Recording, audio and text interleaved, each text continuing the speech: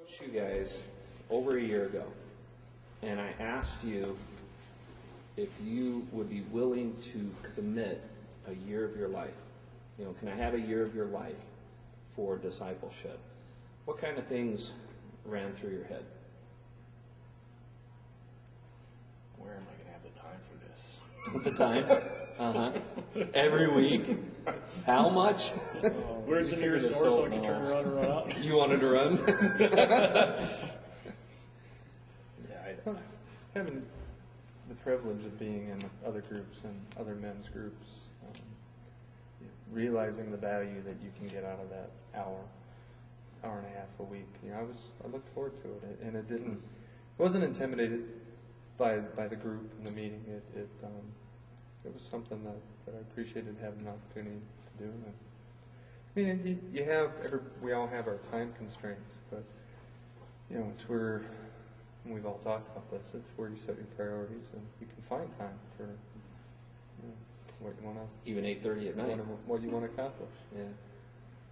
Okay. I think one of the most nervous things with me was who else was going to be in the group with me. A, did I know who they were? B, was I comfortable being around them? Because, I mean, even when we all first got together, it took us a little while to get used to being with It's about 11 and a half months. Yeah. Until our celebration day. Now that you know who we are, you wouldn't do it again? I'm not going to say that, but It's like it's really easy to love someone for the first 6 months, but then afterwards, once you get to know somebody a little bit, now you have to choose to.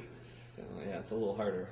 You guys are going to be asking other guys now to go through a discipleship year, to commit a year, which actually turns into 2 years, because they're going to be asked to turn around after that year and pull on some guys to disciple them as well.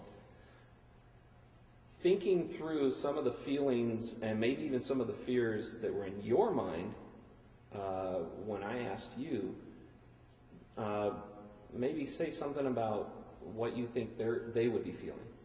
As you approach somebody, hey, I want a year of your life to do this. What would you have to say to them?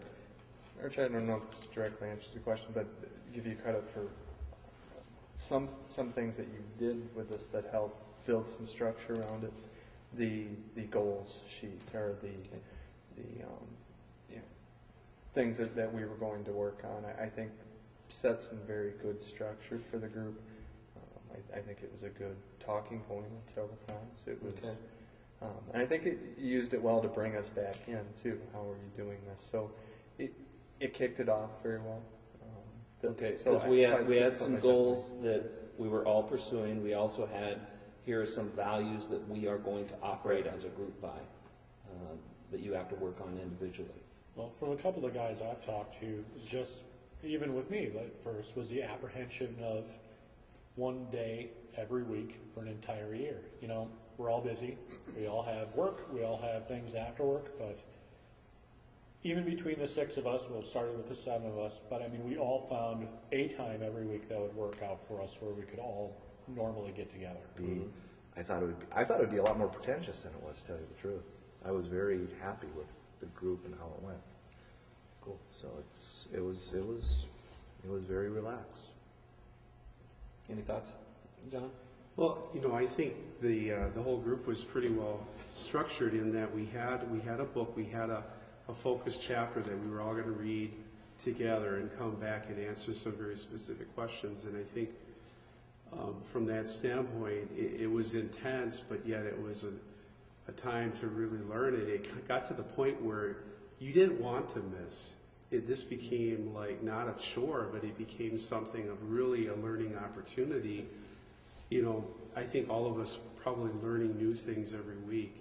Speaking of that, some of the things that we've learned, what one or two things that you took away from this? What did you learn? What hit you? What changed you? How many actually disciplines or ways there are to serve God. It's not just going to church every Sunday and worshiping with the congregation. We are each a part the church. And So there's more to church than just Sunday morning. yes, absolutely. I think that was, with meditation, prayer, but then service. So I think just more expanded opportunities to serve God than just that individual going to church every Sunday. And they're not a chore. No. Or how would you word that? No, a privilege. Definitely a privilege. Very much so. I think I'd reword that a little bit and say there's more to worship than just church. I had a chance to share with you guys after, I think, our last meeting that the one thing that was really weighing on me was just the point of the truth. Rereading the book, The Faith, and then doing a personal study in the Gospel of John, and just the concept of truth coming back, and fully understanding what we believe, what I believe, and understanding what that is, to have something to stand on. And that was the one thing predominantly that I came away from the groups with, is understanding what is the truth. Okay. So a much more solid foundation of why we're here. Right. Cool. I think one of the neatest things about a group of guys is we know that we're just normal people. We're normal guys, and we don't all have it together, and we can. Except for Tracy. But we can come and we can be real, and I think that's the greatest part about a men's group, is to come and be real. And if we kind of blew it, there's no reason to be afraid to say, I really blew it this week. I didn't do what we were trying to practice. And sometimes church is all about trying to look good and fit in, and that isn't really church. We're called to be Christ's followers, but doesn't mean we always have it together. So Yeah. Like weeks when you don't read the right chapter. I've done that. Yes. Is there anything else that you would want to tell the church or the guys about being in a small group, being in a discipleship group, anything about discipleship in particular? One of the challenges you gave us at the very beginning, and this one sticks in my mind because I mentioned it was going to be one of my biggest challenges, was getting out of our comfort zone and meeting new people. It was just a challenge to become more familiar with the five of you. Sure. But the challenge of meeting somebody new, I think, every week. And that was... Which was one of our goals. Was one of our to goals. meet someone new at church. And we were held accountable to that. We talked about it. We followed up on it. And it was something that weighed on me. It was something I knew I needed to be doing anyway. But through that process, and did I meet 52 new people this year? No. But the handful that I did, I think I've grown a lot over the last year because of that. It got you to think and see things from a different perspective, and not only through your own eyes, but the eyes of another believer, which is solid, which this group really did well, I think, is help each of us grow.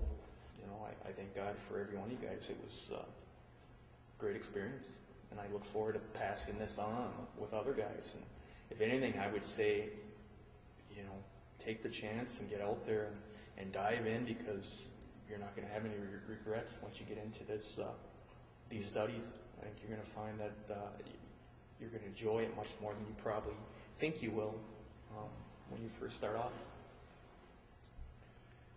Well, for me, I grew up in a Christian home. I grew up in the church all my life. And at 7 years old, I became a Christian. And 38 years later, this is the first time anybody has ever asked me to be in a discipleship group. And so growing up in the church doesn't mean you understand everything. And I think there comes a point in every man's life that you need to take that step and go through a formal discipleship program and make sure you understand why you believe what the church believes, and why I believe it and why it really matters. I think for me, this was absolutely a critical time in my life that I needed this, because I need to break out. I need to break out of my shell